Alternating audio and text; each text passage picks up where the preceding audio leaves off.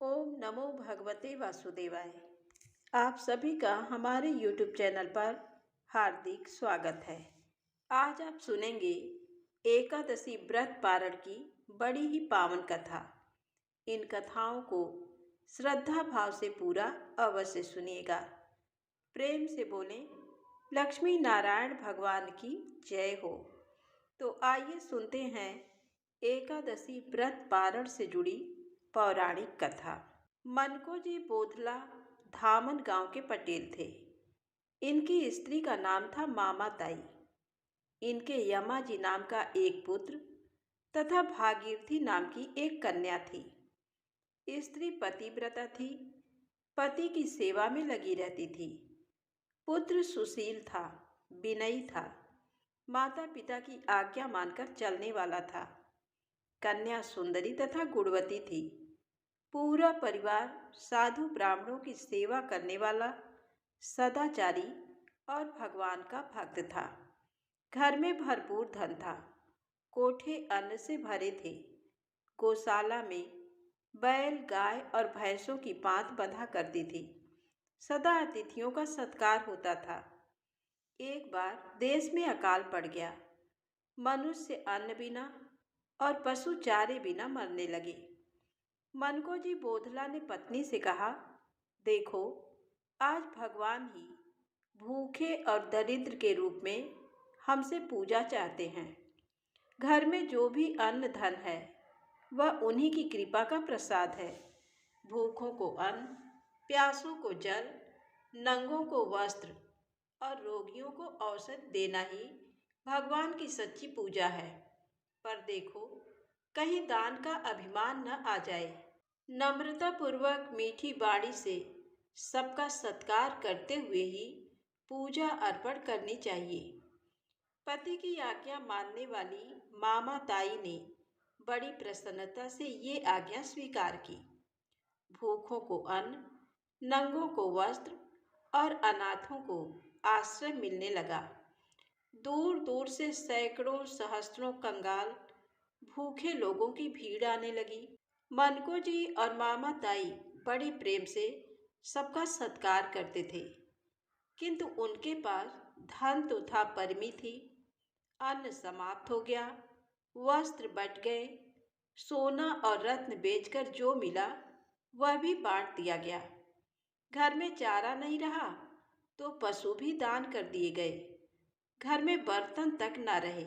मनको जी बोधला अब स्त्री के साथ दूसरों के घर मजदूरी करके अपना और बच्चों का पेट पालने लगे। इस त्याग में वे बहुत प्रसन्न थे। भोग का आनंद तो मादक होता है, दुर्गुणों को जन्म देता है, क्षणिक होता है और उसका अंत कष्ट, रोग, शत्रुता और नरक में होता है। किंतु त्याग का आनंद तो सच्चा आनंद है। वह हृदय को निर्मल कर देता है। उससे समस्त सद्गुण जाग उठते हैं। वह जीव को भगवान के चरणों में ले जाता है। इस त्याग के आनंद से मनको जी का हृदय पूर्ण हो गया था। ये परिवार के साथ मजदूरी करते और अपने पदार्थों से रहित खाली मकान में स्त्री और पुत्र के साथ भगवान के नाम का कीर्तन करते। संसार की बाधाएं भगवान ने स्वयं दूर कर दी थी उनकी। मनको जी बोधला का सदा से एक नियम था कि प्रत्येक एकादशी को पंढरपुर जाते थे। चंद्रभागा में स्नान करके भगवान के दर्शन करते, रात्रि जागरण करते और द्वादशी को चंद्रभागा के तट पर अपने सामने ब्राह्मणों को भोजन करा के गरीबों को अन्न वस्त्र बांटकर त्रयोदशी को लौटाते। एकादशी आने वाली थी, किंतु अब तो उनके पास एक कौड़ी भी नहीं थी और मनको जी को अपना नियम तो पूरा करना ही चाहिए। पतिव्रता पत्नी को चिंतित होते देखकर उन्होंने समझा दिया कि चिंता का कोई कारण नहीं। मार्ग के जंगल से सूखी लकड़ियां चुनकर वे पंढरपुर बेच लेंगे और इससे काम चल जाएगा। मार्ग में लकड़ियां एकत्र करके उनका गट्ठा लेकर वे पंढरपुर में पहुँचे। लकड़ी बेचने पर 3 पैसे मिले। चंद्रभागा में स्नान करके उन पैसों के फूल पत्ते लेकर श्री पांडुरंग का उन्होंने पूजन किया और रात्रि जागरण किया। एकादशी के उपवास के पश्चात द्वादशी को सवेरे ही मनको जी जंगल से लकड़ियां ले आए। उन्हें बेचने पर 3 पैसे मिले। उनका आटा लेकर चंद्रभागा के किनारे ब्राह्मण भोजन की इच्छा से ब्राह्मण का रास्ता देखने लगे। दोपहर हो गया, पर किसी ब्राह्मण ने सूखा आटा लेना स्वीकार नहीं किया। द्वादशी को पंढरपुर में चंद्रभागा के तट पर, जहाँ सैकड़ों धनी ब्राह्मणों को भोजन करा के दक्षिणा देने एकत्र होते हैं, वहाँ एक दरिद्र का सूखा आटा कौन ले? न दाल, न साग, न घी और न दक्षिणा देने को 1 पैसा। बोधला के नेत्र भर आए। वे रोते रोते सोचने लगे, क्या आज मेरा नियम भंग हो जाएगा? दरिद्र भक्त की प्रेम भरी भेंट का स्वाद तो सबरी के बेर, सुदामा के तंदुल और विदुर पत्नी के केलों के छिलके खाने वाले पांडुरंग ही जानते हैं। वे आज मनको जी के आटे का स्वाद पाने को उत्सुक हो उठे। दरिद्र बूढ़े ब्राह्मण का बेश बनाए, लाठी टेकते हुए आए और बोले, अरे वो भगत, मुझे बड़ी भूख लगी है। तेरे पास कुछ हो तो जल्दी दे मुझे। मनको जी को तो जैसे वरदान मिला, परंतु ये सोचकर कि ब्राह्मण को स्थिति स्पष्ट बता देनी चाहिए, वे बोले, महाराज, मेरे पास केवल सूखा आटा है और कुछ भी नहीं है। ये ब्राह्मण तो आए ही थे वह आटा लेने। बोले, भाई, मैं कहाँ चावल दाल घी शक्कर मांगता हूँ। मुझे बहुत भूख लगी है। आटा दे, जल्दी बाटियां बनाकर खाऊंगा। बोधला ने आटा दे दिया। वे चाहते थे कि ब्राह्मण उनके सामने भोजन बनाकर खाएं। सदा सामने भोजन कराने का नियम था, पर आज सूखा आटा देकर उनमें कुछ कहने का साहस नहीं था। घट घट की जानने वाले वे ब्राह्मण देवता ही बोले, अब खड़ा खड़ा क्या देखता है? कुछ कंडे मांग ला तो मैं यहीं बाटियां बना लूं। भूख के मारे मुझसे कहीं जाया नहीं जाएगा। मनको जी बोधला दौड़कर यात्रियों से सूखे कंडे मांग लाए, अग्नि ले आए। यज्ञ भोक्ता सर्वेश्वर अपने हाथों से भक्त का दिया आटा सानने बैठे। इधर समस्त ऐश्वर्य की अधीश्वरी भगवती महालक्ष्मी भी भक्तों के ऐसे उपहार का एक कण पाने को ललचाया करती हैं।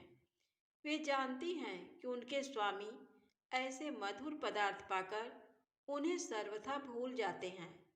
मांगकर आग्रह पूर्वक वे लेने ना पहुँचे तो उन्हें एक कण भी नहीं मिलेगा। आज बोधला के सूखे आटे का लालच उन्हें भी खींच लाया। वे रुक्मिणी जी बुढ़िया ब्राह्मणी बनकर ब्राह्मण के पास आईं और बोली, मुझे छोड़कर यजमान का दिया अन्न आप क्या अकेले ही खाना चाहते हैं? तब भगवान मुस्कुरा दिए।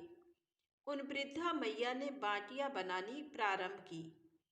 बोधला को एक ही चिंता थी, आटा तो एक के पेट भरने जितना ही नहीं था, 2 लोग कैसे भोजन करेंगे? ब्राह्मण देवता ने बोधला को भी भोजन करने को कहा तो उन्होंने कह दिया, मैं तो बचा हुआ जूठन प्रसाद पालूंगा। जगन्नाथ पांडुरंग और जगदम्बा रुक्मिणी जी ने भर पेट भोजन किया। तृप्त होकर बोधला के देखते देखते ही वे अदृश्य हो गए। अब कहीं मनको जी बोधला को पता लगा कि उनका आटा स्वीकार करने ब्राह्मण के वेश में स्वयं विट्ठल देव ही पधारे थे। वे भाव गदगद हो गए। मनको जी बोधला वहां से मंदिर में भगवान के दर्शन करने गए। उनको लगा कि आज पांडुरंग साक्षात सामने खड़े होकर मुस्कुरा रहे हैं। उन्होंने हाथ जोड़कर प्रार्थना की, हे दयामय, आपकी कृपा को धन्य है। बड़े बड़े धनियों के नाना प्रकार के भोगों को छोड़कर आप मुझ कंगाल के सूखे आटे पर रीझ गए। आपने मुझे कृतार्थ कर दिया।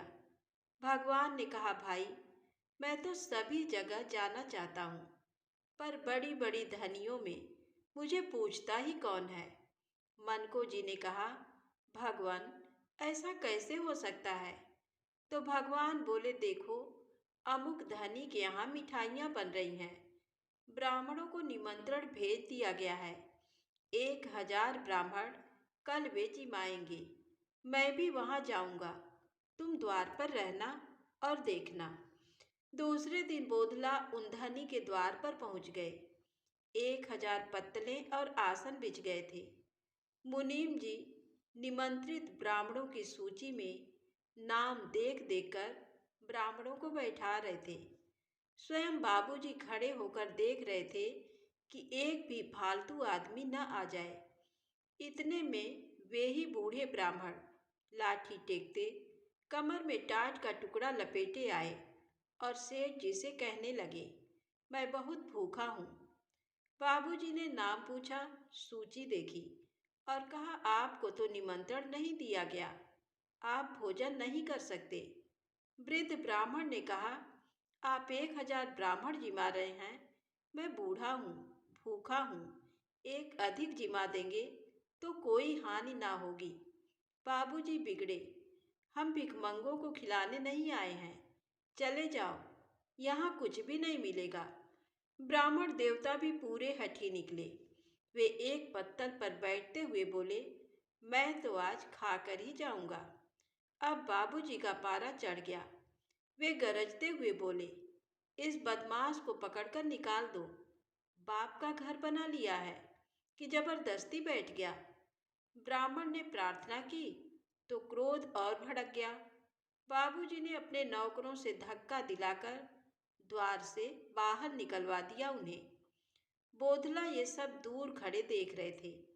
भगवान ने पास आकर उनसे कहा, देख लिया ना, हम जैसों को तो यहाँ धक्के ही मिलते हैं। अब इस अभिमान का फल भी देखते जाओ। बड़े जोर की आंधी आई, पत्तले तो क्या, छप्पर तक उड़ गए, मिठाइयाँ नष्ट हो गई। सभी ब्राह्मण प्राण लेकर भाग गए। भगवान ने कहा, बोधला, मैं तो तुम्हारे जैसे भक्तों का रूखा सूखा अन्न बड़े प्रेम से पा लेता हूँ, पर दंभियों के पकवान नहीं ग्रहण करता। भगवान को प्रणाम करके बोधला अपने ग्राम की ओर चल दिए। उन्होंने एकादशी का व्रत किया, द्वादशी भी व्रत ही बनी रही और आज त्रयोदशी हो गई। भूख प्यास से बोधला जी अत्यंत व्याकुल हो गए। तब भगवान ने अपने भक्त की सेवा करने के लिए एक योजना बनाई। बोधला जी ने मार्ग में एक सुंदर बगीचा देखा। उन्हें बड़ा आश्चर्य हुआ कि ये बगीचा तो पहले कभी नहीं दिखा। भूख लगी थी, प्यास से मुंह सूख रहा था, विश्राम करने की इच्छा थी, तो मन ने मान लिया कि मार्ग भूलकर कहीं दूसरी ओर आ निकले हैं। किंतु दूसरे के बगीचे में बिना पूछे जाएं कैसे?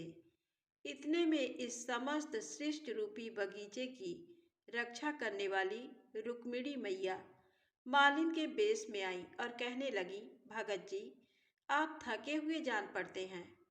आप पंढरपुर के यात्री हैं, अतः आपके सत्कार का पुण्य हमें भी मिलना चाहिए। बगीचे के स्वामी आपकी प्रतीक्षा कर रहे हैं। वे बैलों को संभाले हैं, नहीं तो स्वयं आते। अपनी चरण रस से हमारी कुटिया को आप पवित्र करें। मनको जी बगीचे में गए। माली बने भगवान ने उन्हें पैर धोने को जल दिया, फल ले आए उनके लिए और स्वयं रुक्मिणी जी ने छील कर फलों को बोधला के सम्मुख रखा। बोधला ने मन ही मन पांडुरंग को भोग लगाकर प्रसाद पाया, जल पिया। आज के फलों का स्वाद फिर संसार के पदार्थों में कहाँ से आए? बोधला की सब थकावट, सारी भूख प्यास दूर हो गई। वे आनंद मग्न हो गए। विश्राम करके माली से विदा होकर जैसे ही वे बगीचे से निकले, वैसे ही उनके सामने ही पूरा बगीचा अदृश्य हो गया। अब मनको जी समझ गए कि उनके प्रभु ने ही उनके लिए ये व्यवस्था की थी। वहीं भूमि में मस्तक रखकर अपने कृपा सिंधु विट्ठल को प्रणाम किया उन्होंने। वहां से भगवान नाम कीर्तन करते घर आए। इस वर्ष वर्षा अच्छी हुई। मनको जी बोधला के खेत में खूब जुगाड़ लगी है। मनको जी खेत की रखवाली करने बैठे हैं। खेत में चिड़ियां आई। उन्हें उड़ाने उठते ही मनको जी के मन में ये ध्यान आया, जो भगवान अन्न के एक दाने से इतने दाने बना देते हैं, उन्होंने ही तो चिड़ियों को भी भेजा है। मैं क्यों इनको खाने से रोकूं? पक्षी मनमाना चुग कर पेट भरने पर उड़ गए। तभी मनको जी की स्त्री मामा ताई जब खेत पर आई, तब उन्हें खेत कुछ उजड़ा हुआ जान पड़ा। उन्होंने समझा कि उनके उदार स्वामी ने सिट्टे तोड़कर भिखारियों को दिए हैं। बराबर दरिद्रता के क्लेश भोगने से मामा ताई कुछ व्याकुल सी हो गई थी। उन्होंने कहा, यदि आप इसी प्रकार भिखारियों को खेत लुटा देंगे तो हमारे बच्चे क्या खाएंगे? अब आपको पंढरी नाथ की शपथ है, जो अपने हाथ से एक भी सिट्टा तोड़कर किसी को दिया। मामा ताई तो चली गई थी और बोधला खेत की रक्षा पर बैठे थे। पंढरपुर से साधु यात्रियों का एक दल उधर से जा रहा था। वे लोग भूखे थे। उन्होंने दो चार सिट्टे मांगे। बोधला ने कहा, मेरी स्त्री मुझे शपथ दिलवा गई है, इसलिए मैं अपने हाथ से तो सिट्टे तोड़कर दूंगा नहीं। आप लोग स्वयं भले तोड़ लें। सैकड़ों साधु थे। खुली आज्ञा पाकर खेत में घुस गए। सारा खेत साफ हो गया। बोधला निश्चिंत मन से भगवान का गुणगान गाए बैठे रहे। स्त्री पुत्र जब खेत पर आए, तब खेत की दशा देखकर रो पड़े, परंतु थे वे भी भगवान के भक्त। ये जानकर कि पंढरी नाथ के यात्री उनका ज्वार खा गए, वे संतुष्ट हो गए। बोधला के खेत उजड़ने की बात गांव में फैलते ही लोगों ने नाना प्रकार से आलोचना करना प्रारंभ कर दिया। जो दुर्जन लोग सत्पुरुषों को संकट में पड़ा देखकर संतुष्ट होते हैं, वे बोधला को कष्ट देने का षड्यंत्र करने लगे। उन्होंने लगान अफसर से कहा, पहले बोधला से लगान वसूल किया जाए। जब तक वह लगान नहीं देगा, हम लोग भी नहीं देंगे। अफसर ने हवलदार को रुपए मांगने बोधला के घर भेजा। बोधला के घर में था ही क्या जो देते। गांव की साहूकार ने भी ब्याज पर रुपए देना स्वीकार नहीं किया। विवश होकर बोधला रुपए उधार लेने पास के गांव में गए। इधर दुष्टों ने हल्ला कर दिया कि मनको जी भाग गया। फल ये हुआ कि हवलदार कुर्की लेकर आया। मामा ताई को घर से निकालकर उसने घर में ताला बंद कर दिया और उनकी गाय बकरियां भी कुर्क कर ली। अब भक्त वत्सल प्रभु ने धामन गांव के बिठिया महार का रूप धारण किया। अब भक्त वत्सल प्रभु ने धामन गांव के बिठिया महार का रूप धारण किया और लगान अफसर के पास जाकर मनको जी बोधला का पूरा रुपया देकर उन्होंने रसीद कटवा ली। घर का ताला खुल गया, कुर्की उठ गई। गांव वालों को भी अब लाचार होकर लगान के रुपए भरने पड़े। उधर मनको जी बोधला को ब्याज पर रुपए मिल गए थे। वे रुपए लेकर अफसर के पास पहुंचे और क्षमा प्रार्थना करने लगे। तब अफसर ने कहा, तुम्हारे रुपए तो बिठिया महार ने भर दिए हैं। तुम्हारे घर वालों ने रुपए भेजे होंगे। बोधला घर आए। घर पर तो फूटी कौड़ी नहीं थी। लगान कौन कैसे भेजता? घर वाले तो जानते थे कि मनको जी ने रुपए भरे हैं, इसी से कुर्की उठी है। बेचारा धामन गांव का बिठिया महार, उसे कुछ पता नहीं था। उसके पास भला इतने रुपए कहाँ से आते? वह तो मनको जी के पैरों पड़ रहा था कि मुझे तो कुछ भी पता नहीं। अब मनको जी समझ गए कि उनके लिए पांडुरंग बिठिया महार बने। भक्त के लिए वे करुणा सागर कब क्या नहीं बन सकते। गांव के कुछ लोगों ने आश्चर्य से उसी समय खेत की ओर से दौड़ते हुए आकर समाचार दिया, मनको जी का खेत बड़े बड़े मोटे सिट्टों से लहलहा रहा है। इतना जुआर तो किसी खेत में कभी नहीं देखने या सुनने में आया। तो प्रेम से बोले, भक्त वत्सल भगवान की जय हो। अब आइए सुने तुलसी माता की बड़ी ही पावन कथा। किसी समय एक कुटुंब में ननद तथा भाभी साथ साथ रहती थी। ननद का विवाह अभी नहीं हुआ था। वह तुलसी के पौधे की बहुत सेवा करती थी, लेकिन उसकी भाभी को ये सब बिल्कुल भी पसंद नहीं था। जब कभी उसकी भाभी को बहुत क्रोध आता, तब वह उसे ताना देते हुए कहती कि जब तुम्हारा विवाह होगा तो मैं तुलसी ही बारातियों को खाने को दूंगी और तुम्हारे दहेज में भी तुलसी ही दूंगी। कुछ समय बीत जाने पर ननद का विवाह पक्का हुआ। विवाह के दिन भाभी ने अपनी कथनी अनुसार बारातियों के सामने तुलसी का गमला फोड़ दिया और खाने के लिए कहा। तुलसी की कृपा से वह फूटा हुआ गमला अनेकों स्वादिष्ट पकवानों में बदल गया। भाभी ने गहनों के नाम पर तुलसी की मंजरी से बने गहने पहना दिए।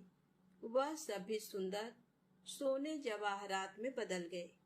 भाभी ने वस्त्रों के स्थान पर तुलसी का जनेऊ रख दिया। वह रेशमी तथा सुंदर वस्त्रों में बदल गया। ननद के ससुराल में उसके दहेज की बहुत प्रशंसा की गई। ये बात भाभी के कानों तक भी पहुंची। उसे बहुत आश्चर्य हुआ। उसे अब तुलसी माता की पूजा का महत्व समझ आया। भाभी की एक लड़की थी। वह अपनी लड़की से कहने लगी कि तुम भी तुलसी माँ की सेवा किया करो, तुम्हें भी बुआ की तरह फल मिलेगा। वह जबरदस्ती अपनी लड़की से सेवा करने को कहती, लेकिन लड़की का मन तुलसी सेवा में नहीं लगता था। लड़की के बड़े होने पर उसके विवाह का समय आता है। तब भाभी सोचती है कि जैसा व्यवहार मैंने अपनी ननद के साथ किया था, वैसा ही मैं अपनी लड़की के साथ भी करती हूँ, तो ये भी गहनों से लद जाएगी और बारातियों को खाने में पकवान मिलेंगे। ससुराल में इसे भी बहुत इज्जत मिलेगी। ये सोचकर वह बारातियों के सामने तुलसी का गमला फोड़ देती है, लेकिन इस बार गमले की मिट्टी मिट्टी ही रहती है। मंजरी तथा पत्ते भी अपने रूप में ही रहते हैं। जनेऊ भी अपना रूप नहीं बदलता है। सभी लोगों तथा बारातियों द्वारा भाभी की बुराई की जाती है। लड़की के ससुराल वाले भी लड़की की बुराई करते हैं। भाभी कभी भी अपने ननद को नहीं बुलाती थी। एक दिन भाई ने सोचा, मैं अपनी बहन से मिलकर आता हूँ। उसने अपनी पत्नी से कहा और कुछ उपहार बहन के पास ले जाने की बात कही।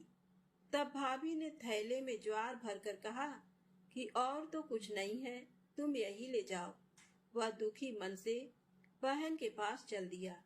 वह सोचता रहा कि कोई भाई अपने बहन के घर ज्वार कैसे ले जा सकता है। ये सोचकर वह एक गौशाला के पास रुका और ज्वार का थैला गाय के सामने पलट दिया। तभी गाय पालने वाले ने कहा कि आप गाय के सामने हीरे मोती सोना क्यों डाल रहे हो। तब भाई ने सारी बात उसे बताई और धन लेकर खुशी से अपनी बहन के घर की ओर चल दिया।